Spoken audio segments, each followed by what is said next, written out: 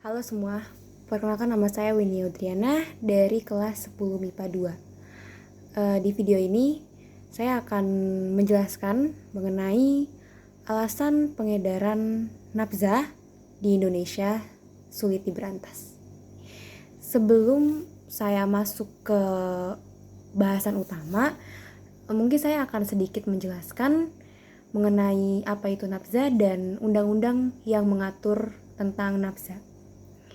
Jadi nafza merupakan singkatan dari narkotika, psikotropika, dan zat adiktif. Nafza itu sebenarnya merupakan istilah lain dari narkoba. Ya, cuman istilahnya aja yang berbeda, tetapi tetap sama, dia mengandung obat-obatan dan zat yang terlarang. Nah, undang-undang yang mengatur tentang narkotika atau nafza itu terdapat dalam Undang-Undang Nomor 35 Tahun 2009. Di situ disebutkan bahwa sebenarnya narkotika di satu sisi merupakan obat atau bahan yang bermanfaat di bidang pengobatan atau pelayanan kesehatan dan juga bermanfaat untuk pengembangan ilmu pengetahuan.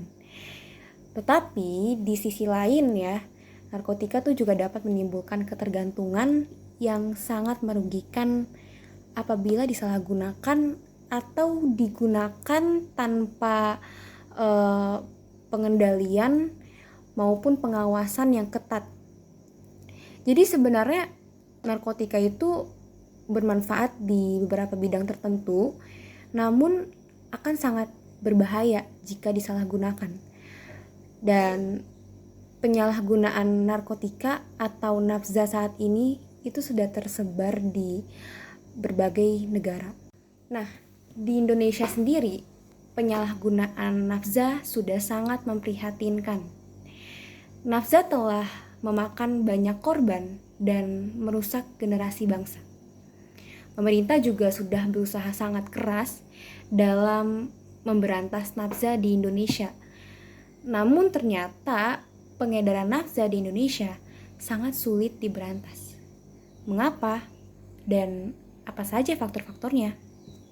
Oke, di sini saya sudah mengumpulkan informasi-informasi mengenai alasan pengedaran nafza di Indonesia sulit diberantas. Jadi, berdasarkan informasi yang saya dapat, faktor pertama mengapa pengedaran nafza di Indonesia sulit diberantas adalah karena Indonesia dianggap sebagai pasar terbaik bagi peredaran narkoba.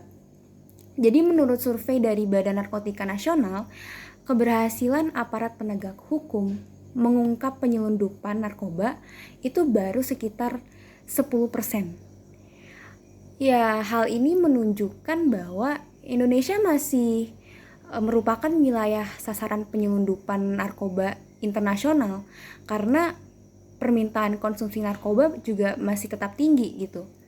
Jadi ketika permintaan tetap tinggi, maka para sindikat internasional akan terus mencari cara agar narkoba sampai ke pasar Indonesia. Nah, kok kenapa Indonesia kok bisa menjadi sasaran sindikat narkoba? Ternyata menurut buronan yang pernah ditangkap ya, dia melihat Indonesia tuh merupakan pasar yang bagus, pasar narkoba yang bagus, yang terbaik lah gitu. Kemudian angka permintaannya naik terus, harganya juga bagus, dan terakhir dia juga mengatakan bahwa hukum bisa dibeli.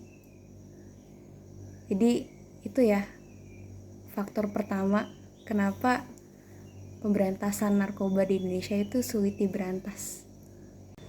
Faktor kedua, mengapa pengedaran nafza di Indonesia sulit diberantas, yaitu karena bandar berkomplot dengan aparat. Jadi menurut Ketua Presidium Indonesia Police Watch, banyak aparatur pemerintah maupun aparat penegak hukum yang terlibat dalam bisnis tersebut. Bisnis pengedaran narkoba maksudnya.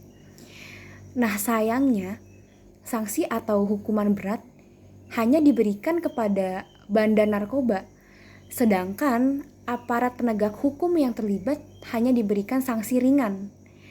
Jadi bandar meskipun diberi sanksi yang keras, mereka tuh gak kapok dalam melibatkan aparat penegak hukum dalam bisnis pengedaran narkoba tersebut. Dan ya, mungkin aja masih banyak aparatur negara dan aparatur keamanan lainnya yang diduga terlibat dalam pengedaran narkoba.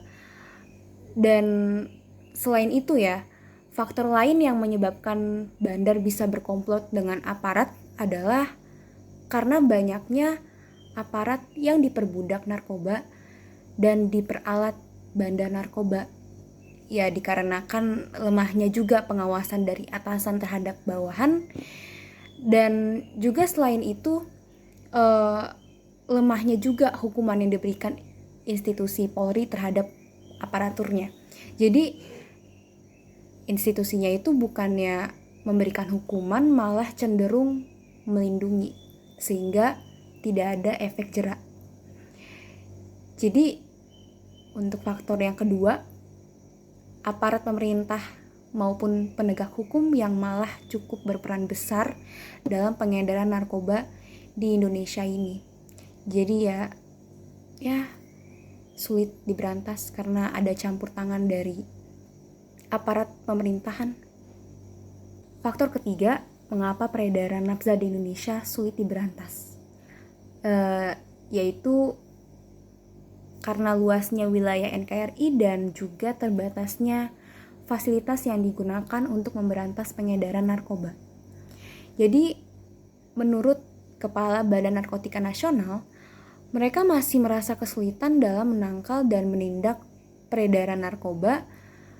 Yang pertama karena faktor luasnya NKRI, terbatasnya personil dan anggaran, serta terbatasnya sarana dan prasarana termasuk teknologi intelijen. Ya memang harusnya dalam memberantas pengedaran narkoba, apalagi di negara yang sangat luas ini, ya kita membutuhkan fasilitas-fasilitas yang memadai seperti personil, sarana dan prasarana, dan lain-lain. Faktor keempat, mengapa peredaran nafsa di Indonesia sulit diberantas, yaitu berhubungan dengan wilayah geografis negara.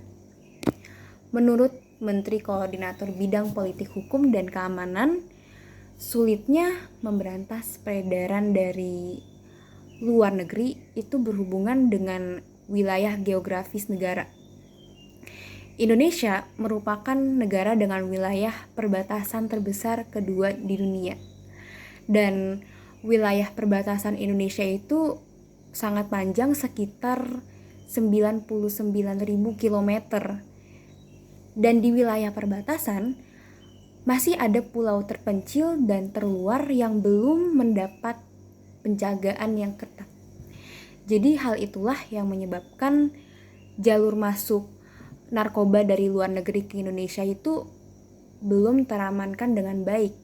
Jadi bisa dibilang narkoba itu masih bisa diselundupin melalui wilayah-wilayah yang penjagaannya itu belum ketat gitu. Kemudian faktor kelima, mengapa pengedaran nafsa di Indonesia sulit diberantas, adalah karena masalah modifikasi zat narkoba. Jadi menurut Kepala Badan Narkotika Nasional, pengedar secara cerdik mengupayakan modifikasi zat dan bentuk narkoba. Jadi narkoba tuh dikemas dalam bentuk lain, entah dalam bentuk permen, coklat, dan bahkan ada dikemas dalam bentuk obat untuk kecantikan. Kalau kalian pernah dengar gitu, dulu ada sih sempat viral gitu berita tentang narkoba itu diselundupin dalam bentuk permen, kemudian dijual ke anak-anak gitu. Kalian bisa cari beritanya lah. Nah, tentu kasus-kasus seperti ini itu yang membuat pelacakan menjadi sulit gitu. Ya mungkin segitu aja informasi yang bisa saya berikan mengenai faktor-faktor pengedaran narkoba di Indonesia sulit diberantas. Dan saya harap video yang saya buat ini dapat bermanfaat untuk kita semua dan tentunya menjadi warning untuk kita semua agar jangan sampai terjerat ke dalam kasus pengedaran, penyalahgunaan, atau apapun yang berhubungan dengan narkoba. Sekian dari saya, terima kasih.